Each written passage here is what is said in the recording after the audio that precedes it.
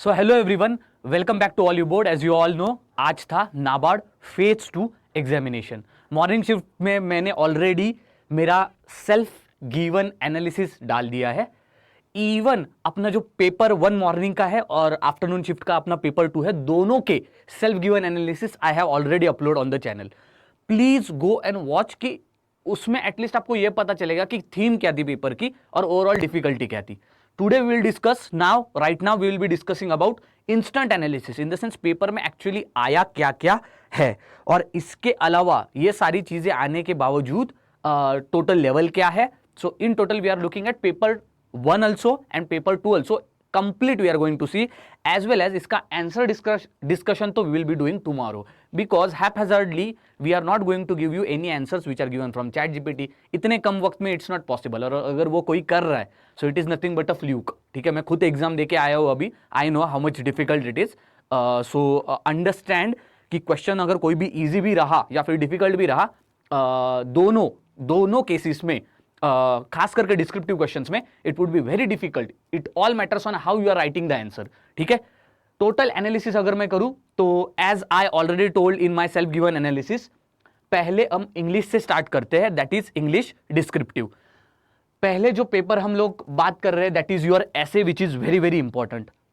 ठीक है, so overall एसे में 4 आपके एसेस दिए गए थे।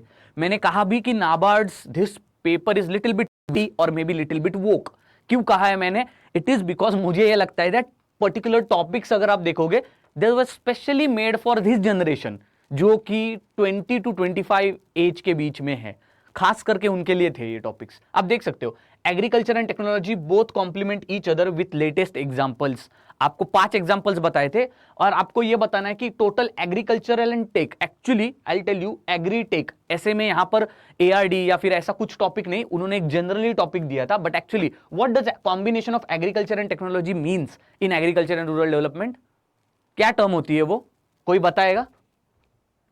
इसके ऊपर हमने आंसर राइटिंग सेशन भी किया है। Can anybody tell? Guys, please let me know. So the point is, मैं आपको समझाता हूं, एग्रीकल्चर एंड टेक्नोलॉजी इन दोनों का कॉम्बिनेशन कभी भी अगर हम कहे तो उसको स्मार्ट एग्रीकल्चर कहा जाता है।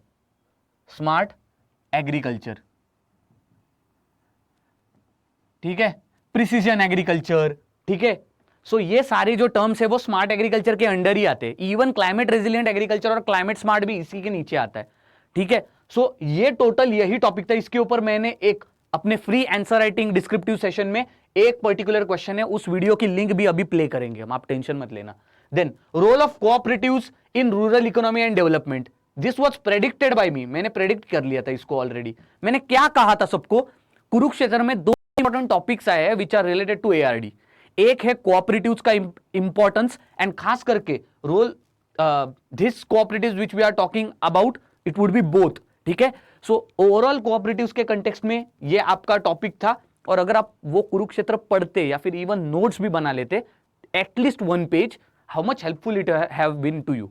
ठीक है, तो एक था cooperative, June July I think month का कोऑपरेटिव है जो कि कोऑपरेटिव्स के ऊपर है। उसके नेक्स्ट मंथ में आया था वाटर रिसोर्सेज के ऊपर। सो इस टोटल हम फेज 2 की बात करें तो ओवरऑल अगर हम देखें, ठीक है, वाटर रिसोर्सेज से कोई क्वेश्चन नहीं है, एनिमल हस्बेंड्री से कम क्वेश्चंस है, हॉर्टिकल्चर निगलेक्टेड टॉपिक है। सो देखेंगे आगे आगे क्या क्या फेज 2 का ओवरऑल चीजें। Importance of work life balance, ये आपका 3rd टॉपिक था जिसके ऊपर ऐसे पूछा गया था, वर्क लाइफ बैलेंस कितना इंपॉर्टेंट है। ठीक है, नाबार्ड कभी कभार maybe NABARD is also trying to maybe show us that of course it's an organization where work life balance is there, and that is why that topic NABARD is trying to bring out. ठीक है, as an organization point of view this is a very good essay।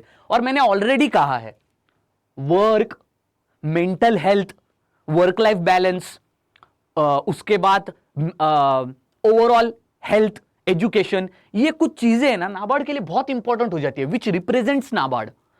NABARD इस organisation का, I am not talking about functions and responsibility, but NABARD में जो officials काम कर रहे हैं, ओके, ओवरऑल जो ऑर्गेनाइजेशन लेवल पे और मैनेजमेंट लेवल पे बात है ना, दिस रिप्रेजेंट्स। ठीक है, सो ओवरऑल सक्सेस या फिर overall industriousness, okay, then work life balance. ये कुछ टॉपिक्स है जो नाबार्ड को हर टाइम पसंद है। ये work life balance previous year में भी रिफ्लेक्ट हुआ है, although it has not perfectly been there in our previous year question, but it has been reflected. work life balance ये word आया है पिछले PYQ में। then excessive social media use has a negative impact on intimate social relationships, mental health। ये ऐसा एक topic था, उन्होंने जस्ट पूछा था आपको सोशल मीडिया पॉजिटिव्स निगेटिव्स, ऐसे पकड़ लो आप, ठीक है। बट फिर भी NABARD was more interested upon this wave of social media, and that is why one essay was also on social media and a précis also was on social media. Now these 4 topics are there. What I selected personally was, of course, I selected smart agriculture.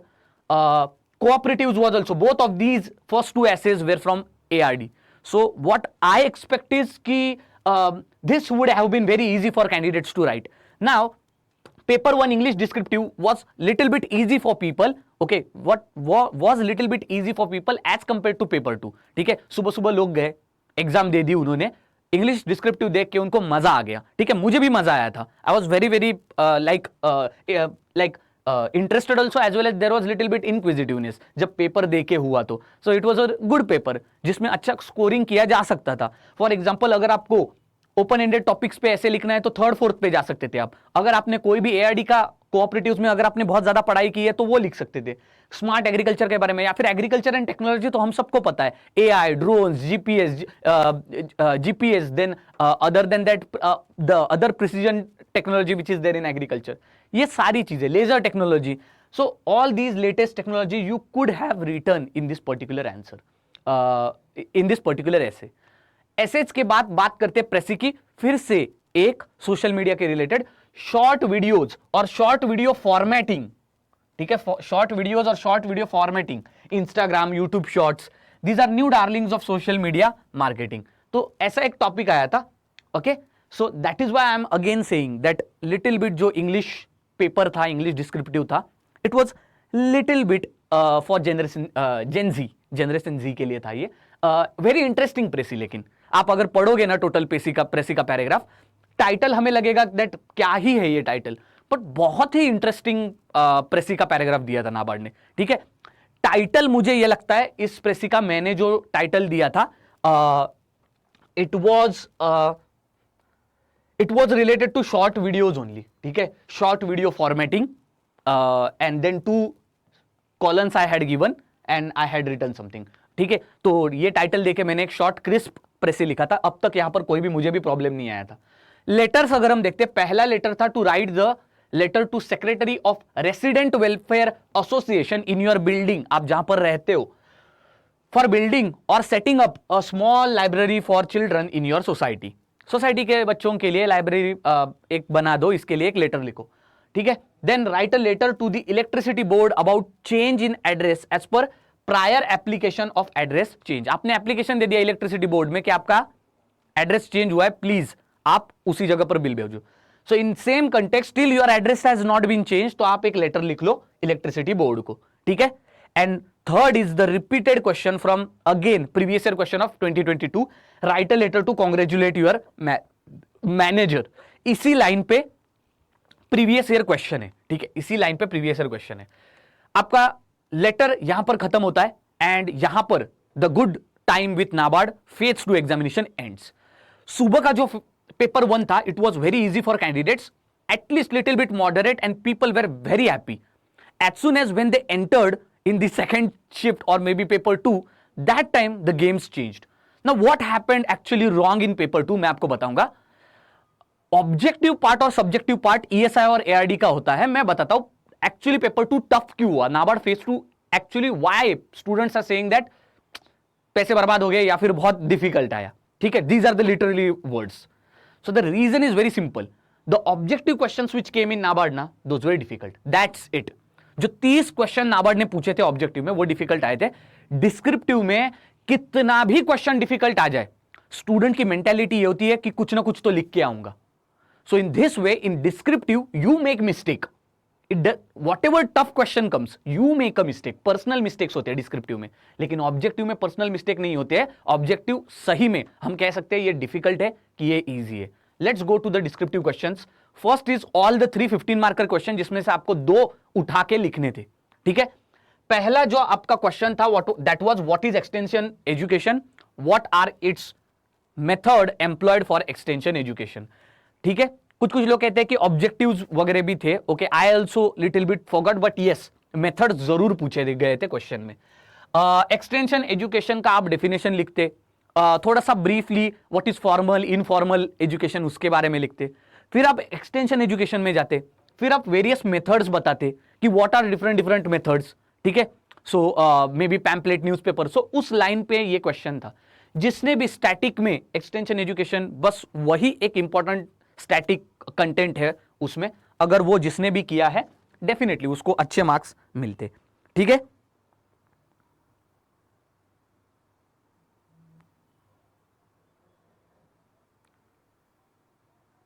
Okay, other than that अगर कोई भी topic मुझे मिलते हैं तो मैं आपको बताते जाऊंगा, ठीक है, ऑब्जेक्टिव्स में खास करके। Then the second question was note on demographic dividend and challenges.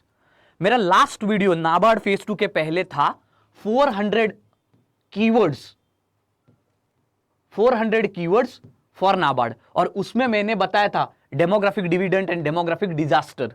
तो ये अगर कीवर्ड्स भी अगर आप लिख देते तो आपका मतलब कुछ ना कुछ हो जाता। End of course demographic dividend के ऊपर लक्ष्मी मैम ने बहुत सारे क्वेश्चंस लिए एंड स्टैटिक पार्ट में बहुत अच्छी तरीके से कवर किया गया है, इसमें कोई डाउट नहीं है। आई डोंट थिंक इस सेकंड क्वेश्चन में किसी को परेशानी होनी चाहिए। What I choose was of course the compulsory question, ठीक है, उसमें कोई डाउट नहीं है। एंड फाइनेंशियल इंक्लूजन मैंने नहीं सिलेक्ट किया, मैंने सिलेक्ट किया था extension education and demographic dividend, ठीक है। क्वेश्चन फाइनेंशियल इंक्लूजन का पढ़ लो, financial inclusion in context of RBI financial inclusion index methods वगैरह, ये आपको फाइनेंशियल इंक्लूजन इंडेक्स मालूम होना चाहिए था करंट अफेयर्स का। Then only according to that you could have mentioned like what are different ways of doing this financial education and okay. So this was about your 15 marker question, and out of this 15 marker question you have to write any 2। तो 6 में से आपको 4 लिखने होते हैं। सो इन 3 15 marker में से आपको 2 लिखने थे, और फिर इन 10 मार्कर से फिर से आपको 2 लिखने थे, ओके। सो फर्स्ट इज यहां पर एग्रो फॉरेस्ट्री एक क्वेश्चन, और ये डायरेक्ट यही क्वेश्चन पूछा गया है हमारे डिस्क्रिप्टिव आंसर राइटिंग सेशन से। कहां से पूछा गया है? डिस्क्रिप्टिव आंसर राइटिंग जो फ्री हमने चलाया था, मैंने यही क्वेश्चन लिया है और अभी दिखाऊंगा मैं आपको। Then second is the sources of institutional credit have increased in our country. However, many farmers still depend on non-institutional sources of credit. Discuss the reasons involved. Discuss the reasons involved. यह हमारा compulsory question था, okay guys, first agro forestry का 10 marker में। अब second जो question है, this is again repeated from previous year questions. अब मैं क्यों कह रहा हूं प्रीवियस ईयर क्वेश्चन, जरा याद करो 2022 में क्वेश्चन क्या पूछा था। 2022 में क्वेश्चन क्या पूछा था कि what are the how financially we can help farmers to bring them out of that trap, और maybe even to reduce their dependence on non institutional lendings, okay, in the country. इस direction में 2022 में question था। अभी बस उन्होंने words change किए, so there was a word play. The sources of institutional credits have increased in our country. They put a positive statement, and then the same question was repeated in the 2022. Many farmers still depend on non-institutional sources of credit. Discuss the reasons involved. Okay, in 2022 they had asked about that reasons involved as well as like challenges, solutions, how to change this situation. In same lines यहाँ पर question पूछा गया है. So आपने कभी ना कभी सुना ही होगा that history does not always repeats but it always rhymes. ठीक है, कि जो इतिहास होता है वो वैसे का वैसा कभी भी रिपीट नहीं होता है, ठीक है। सो फॉर एग्जांपल यहां पर आप देख सकते हो 2022 का पेपर इन टोटली यहां पर ऑफ कोर्स रिपीट नहीं हुआ है, बट हिस्ट्री ऑलवेज राइम्स, तो उस हिसाब से डेफिनेटली हम ये कह सकते हैं कि ये हमारा second question again one of the favourite हो जाता है। अब प्रीवियस ईयर क्वेश्चन अगर आप प्रिपेयर करके नहीं गए हो तो क्या ही फिर आप एग्जाम दोगे। Third question, what are problems with agricultural marketing, ये भी हमारे राइटिंग सेशन में मैंने एक क्वेश्चन लिया था that how to increase Indian agricultural exports and what are the challenges to Indian agricultural exports and agricultural marketing, ये क्वेश्चन लिया था, दिखाता हूं मैं आपको। सो इन टोटल ये तीसरा question. So what I have selected was agro forestry and agricultural marketing. Now look at this descriptive question, are they unconventional? नहीं, मैंने पहले ही प्रेडिक्ट किया था कि भाई 2021 में सोशल फॉरेस्ट्री आया, 2022 में सोशल फॉरेस्ट्री आया, सो 2023 में सोशल फॉरेस्ट्री नहीं आएगा, उसका भाई आएगा, दैट इज एग्रो फॉरेस्ट्री। ये कितनी बार कहा है मैंने मेरे सेशंस में, अगर चाहिए तो मैं आपको दिखा भी देता हूं, पर्पसली मैंने ये सेम क्वेश्चन सेशंस में लिए। So no worries, overall if you see 15 marker and 10 marker descriptive questions, so first one of course it is ESI and ARD and second one is also ESI and ARD। 6 question, इसमें से आपको 4 लिखने थे। Overall ARD and ESI descriptive, if I talk about, my review was, okay, here instant analysis what we can do. First thing is that questions were associated with the previous year question, at least 2, and this is a very huge number. 2 is, क्योंकि आपको लिखने तो 4 ही है, उसमें से 2 ही previous year दिखाई दे रहे हैं यहां पर, राइट। सो प्रीवियस ईयर कौन से हैं यहां पर मैं आपको दिखा सकता हूं। पहला तो है institutional holdings, and then is agro forestry, क्योंकि सोशल फॉरेस्ट्री आया था, हमें जरूर पता है दैट ARD में हमारे फेज 2 में फॉरेस्ट्री से एक क्वेश्चन कंपलसरी होता है, right. So my point is very simple, previous year question helped a lot. Second, the difficulty level was below moderate, not above moderate, moderate. The difficulty level was moderate to below moderate. Why I am saying? Because कभी भी subjective answer writing पकड़ लो, कभी भी आप कोई भी subjective answer writing पकड़ लो, और आपने कितना भी, if you are a very good candidate, if you have prepared a lot, if you have prepared nothing, आप कुछ ना कुछ descriptive answer writing में लिख के ही आओगे। So in descriptive answer writing, it all matters who has written a better answer and who has written a good answer. इसी में फाइट हो जाएगी, ठीक है। Cut off descriptive answer writing का मैं आपके साथ कल डिस्कस करूंगा, लेकिन मैं ये फिर से बताता हूं, ये क्वेश्चंस बहुत सारे स्टूडेंट्स कहेंगे कि नहीं सर डिस्क्रिप्टिव डिफिकल्ट था, मैं नहीं मानता। Descriptive answer writing was below moderate. बात करते हैं अब हमारे ऑब्जेक्टिव्स की। अब मैं बात करता हूं ऑब्जेक्टिव्स में, दोनों बात कर रहा हूं, 2 marker as well as 1 marker, okay, ठीक है। और पहले ही डिस्क्लेमर दे देता हूं आपको। क्या है डिस्क्लेमर? दैट ये भाई जो पेपर पूछा गया था ऑब्जेक्टिव में, first it was unconventional, second it was above moderate, और डायरेक्ट इसको डिफिकल्टी बोल दो, ठीक है। But one more trick is there, topics were repetitive, topics from which the questions were asked, these were repetitive from phase 1 as well as from previous year questions. तो ये 3 चीजें हैं मेरी रिव्यू के कंटेक्स्ट में, ठीक है। So other than that,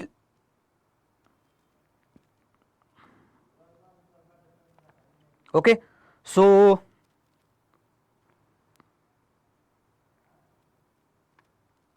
yeah, so now we will be talking about what are the questions which were asked.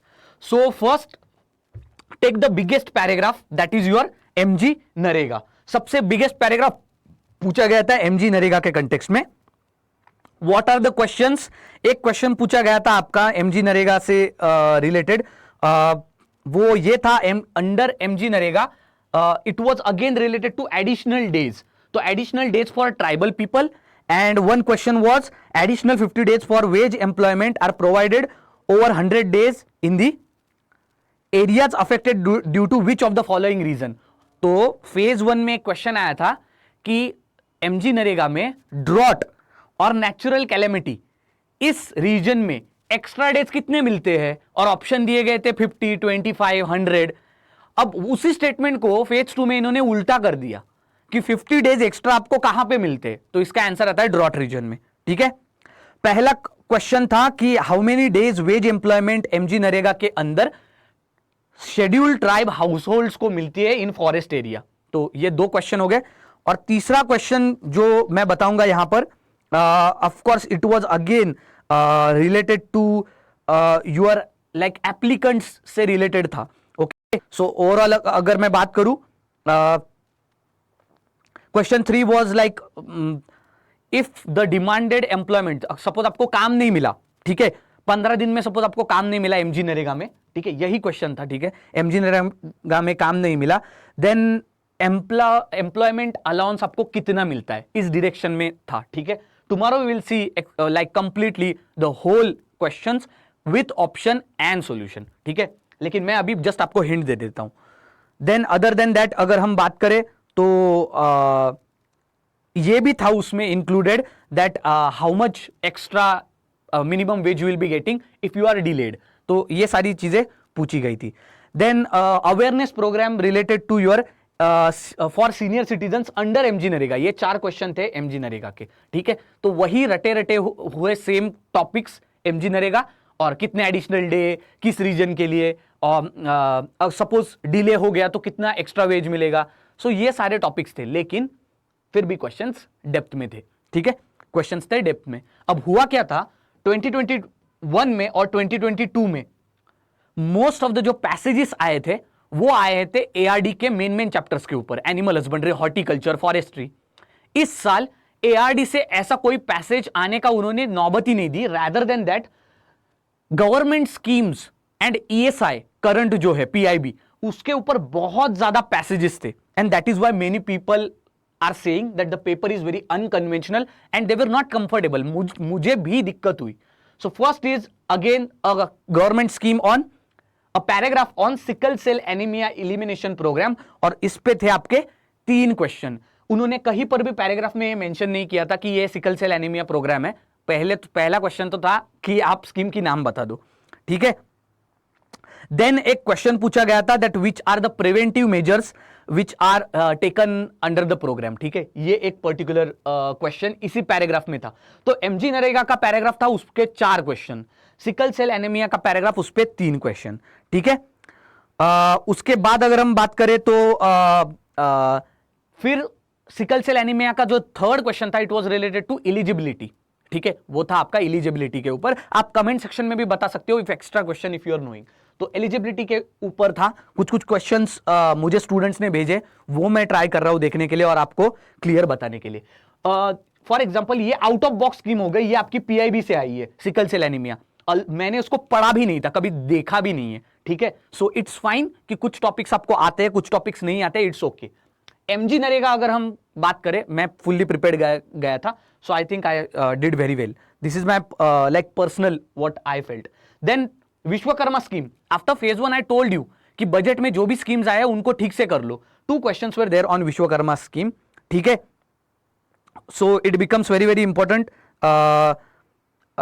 Okay. Then one passage was given. I'll discuss that. Again, one passage was given, and a question was asked that this passage represents which of the following scheme. और वो आपकी जो scheme पूछी गई थी उसमें वो थी आपकी, यस, वो थी आपकी प्रधानमंत्री मत्स्य किसान समृद्धि योजना, ओके। सो वो थी आपकी प्रधानमंत्री मत्स्य किसान समृद्धि योजना। तो हम इसको याद रखेंगे, प्रधानमंत्री मत्स्य किसान समृद्धि योजना, PMMKSY। इसके ऊपर भी एक पैराग्राफ आया था, मुझे जस्ट अभी रिमेंबर हुआ इसलिए मैंने बताया, ठीक है। Then a question was asked on your Vishwakarma scheme, मैंने ऑलरेडी बताया, फेज 1 में आया था, आपने प्रिपेयर करना चाहिए था, 2 क्वेश्चन आए थे उसके ऊपर। फिर स्वामित्व, एक छोटा सा एक स्वामित्व के ऊपर क्वेश्चन था, ये 1 मार्कर के लिए था, ठीक है। ये हमारा PMMKSY किसान समृद्धि मत्स्य किसान समृद्धि योजना, ये जो थी ये भी 1 मार्कर था, ठीक है। देन विश्वकर्मा का तो क्वेश्चन जो था, first 3 statements were given based on eligibility and then you had to select any of the options. Now again of course मुझे इतना वक्त नहीं मिला था ईएसआई पढ़ने के लिए, so that is why I struggled a lot in this particular section. Honestly मैं बता रहा हूं यहां पर, okay, because without preparation ही गया था मैं। So what I felt was कि कभी भी आप नाबार्ड के फेज 2 प्रिपरेशन के लिए जाते हो और आरबीआई के फेज 2 प्रिपरेशन के लिए जाते हो, मेक श्योर कि आप रिजल्ट लगने से पहले ही आप प्रिपरेशन स्टार्ट करो, you don't wait for result, ठीक है। So for all the students who are dedicatedly preparing, उनको तो ये कर ही लेने चाहिए क्योंकि पीआईबी और गवर्नमेंट स्कीम्स आप कर ही रहे हो, ठीक है। तो एलिजिबिलिटी विश्वकर्मा से रिलेटेड 3 स्टेटमेंट पूछे गए थे, ठीक है। इसके अलावा अगर मैं बात करूं तो एक स्कीम थी अंबेडकर ओबीसी स्कीम, उसका भी एक पैराग्राफ था और 3 स्टेटमेंट्स दिए गए थे, ठीक है। एंड इट वाज लाइक, आप इसको ऐसे भी कह सकते हो, like I don't know the proper name but this is what like I felt. It is also called as Ambedkar subsidy for scholarship. Yes, it is Ambedkar subsidy for scholarship scheme, या फिर Ambedkar OBC scheme भी बोला जाता है इसको, ठीक है। तो ये मैंने थोड़ा सर्च किया था, उसका भी क्वेश्चन आया था। Then 3 statements were given to this Ambedkar OBC scheme, ठीक है, Ambedkar subsidy for scholarship scheme. फिर एक क्वेश्चन आया था which was related to your clean horticulture program also, ठीक है, क्लीन हॉर्टिकल्चर प्रोग्राम के रिलेटेड भी एक क्वेश्चन पूछा गया था, ठीक है। एक क्वेश्चन था 1 मार्क के लिए रिकॉर्ड ऑफ राइट्स के रिलेटेड, ठीक है। So dash which is the scheme which is related to records of right, and that is your Swamitva scheme only, ठीक है। तो Swamitva was also for 1 question 1 mark, ठीक है, एक क्वेश्चन 1 मार्क के लिए था, ठीक है। रिकॉर्ड्स ऑफ राइट ऐसा कुछ स्टेटमेंट था, और वो स्वामिता स्कीम हर 1 मार्कर स्कीम ऐसी नाबार्ड ने पूछी थी, पैराग्राफ दे दिया और नाबार्ड पूछ रहा है कि ये स्कीम कौन सी है बताओ, okay, which is the following scheme. Swamita was also like this. Then KVK is based on which on which committee's recommendation, ये पूछा गया था आपको, ठीक है, 1 मार्क के लिए ये भी पूछा गया था,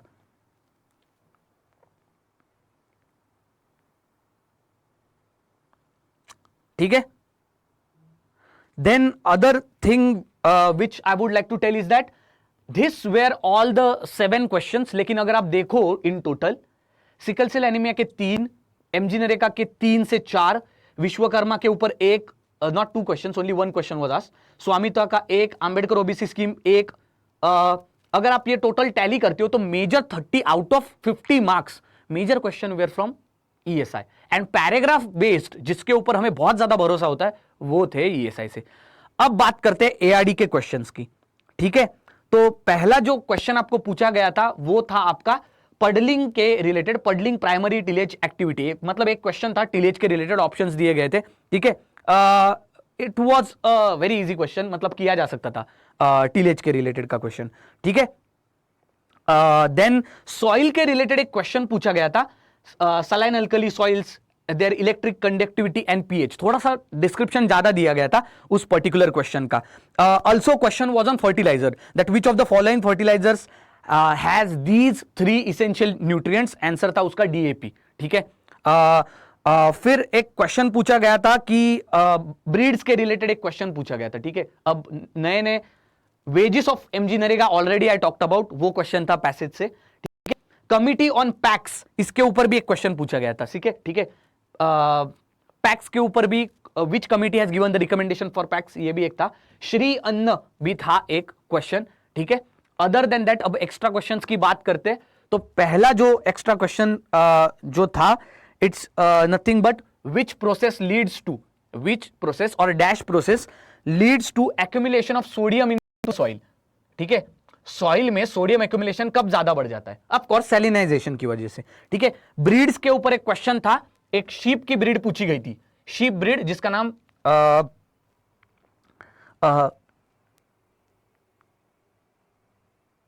ठीक है, शीप की ब्रीड पूछी गई थी, its location was asked actually, ठीक है, नॉट लोकेशन एक्चुअली, ब्रीड का नाम दिया था और उन्होंने पूछा था कि ये किसकी ब्रीड है, केटल्स की, बफेलोज की, काउस की, या फिर आपके शीप की, या फिर गोट की, ऐसे ऑप्शंस दिए गए थे। ब्रीड का नाम ये था ब्रिगनरी, ठीक है। अब मैं और एक चीज बताता हूं, जो हम जनरल एनिमल पढ़ते हैं उसमें ब्रिगनरी को उतना हम एक्सप्लेन नहीं करते, ठीक है। सो इट्स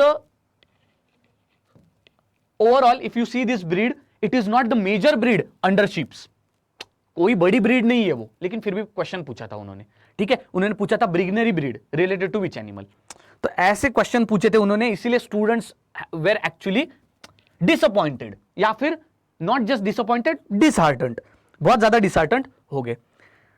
देन अगर मैं बात करूं फिर नेक्स्ट क्वेश्चन अगर हम पूछे, यस, एक क्वेश्चन रिले इंटरक्रॉपिंग से भी पूछा गया था,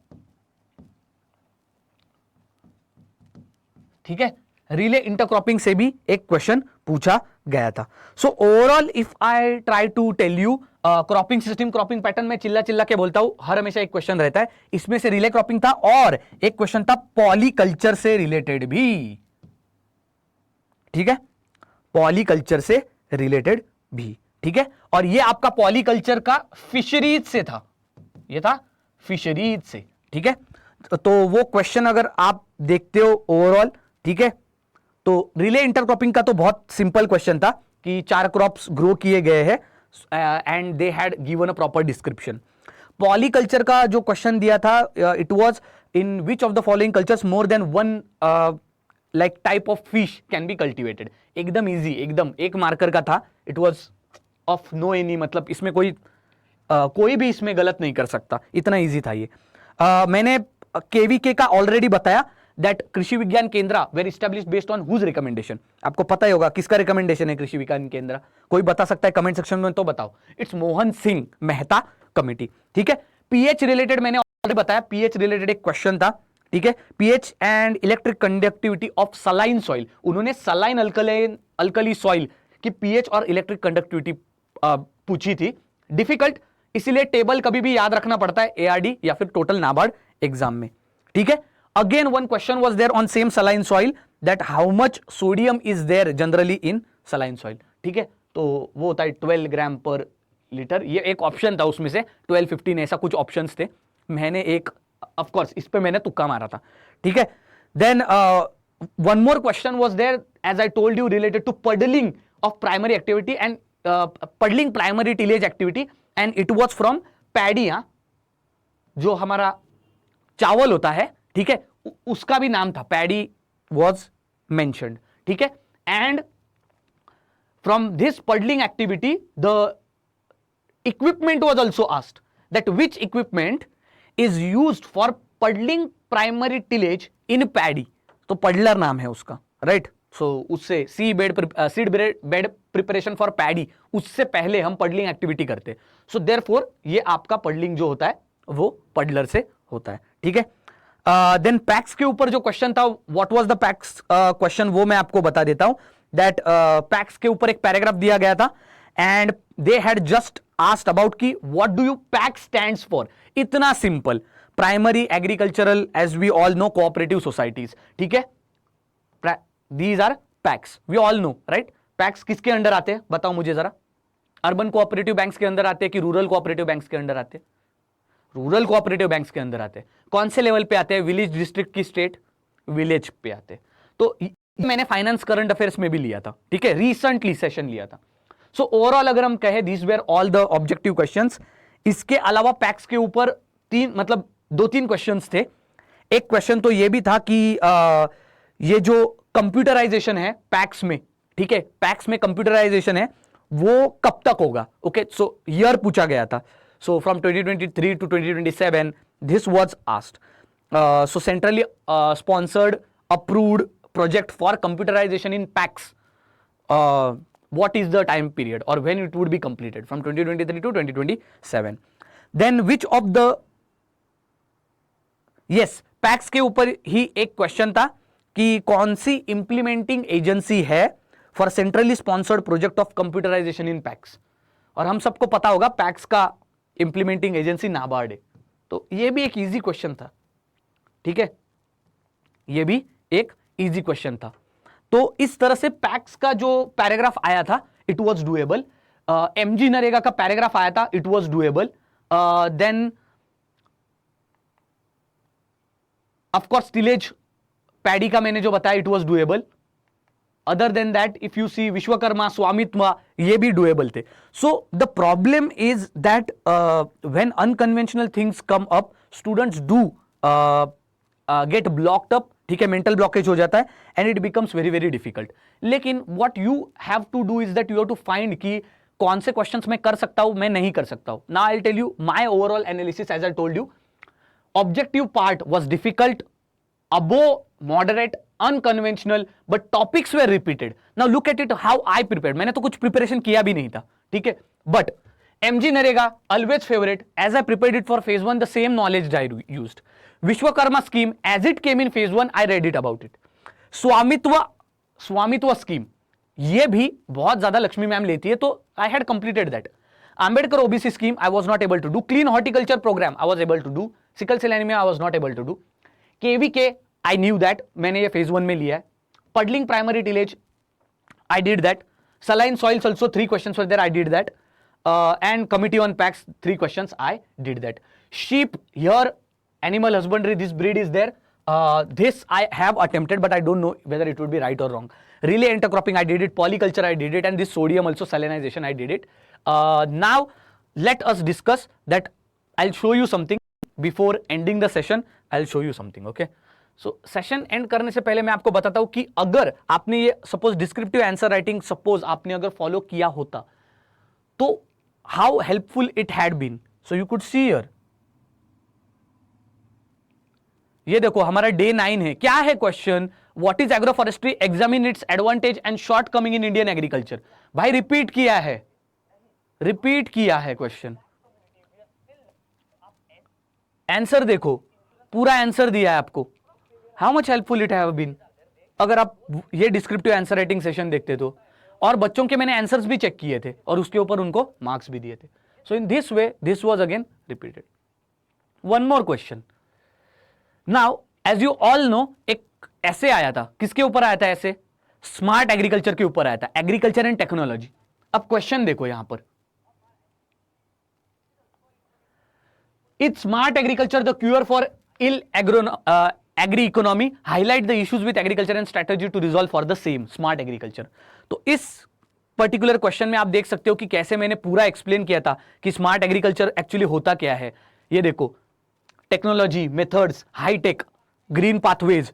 तो ये सारी चीजें अगर आप लिखते तो of course you would have got good marks. And even whatever examples were there, those also we had discussed here. ठीक है, from machines, mechanised and whatever other technologies are there to help agriculture, and again checking of the answers also. GIS technology यहाँ पर मैंने check भी किया था और आपको सैंपल्स भी दिए थे. So these 2 questions directly I have got which repeated. For example 40 marks and your 15 marks, 65 marks तो यहाँ पर ही आपको प्रिपेयर ही नहीं करना था. फ्री सेशंस थे ये, you all would be knowing these were free. This was not for paid or something. On YouTube it was free. That is why I tell students, please follow, subscribe. We are bringing enriched contents to all the possible regulatory bodies exam. So I hope if you are here, make sure you share this session with all the other students. With this we will end the session. Tomorrow we will come up with the detailed analysis with solution. This instant analysis was just to understand how NABARD exam was there. Overall exam, if I try to tell you overall exam, how was the overall exam? The overall exam was moderate to difficult. The cutoff tomorrow I am going to tell you, but I think the cutoff will be less because the exam is difficult. Okay, unconventional paper, yes, I will give it yes to unconventional paper. But was the paper scoring? Yes or no? Yes, it was. In spite of difficulty, in spite of unconventional, paper was scoring. Why? English descriptive and your certain ARD and ESI descriptive part. So thank you very much. See you next time.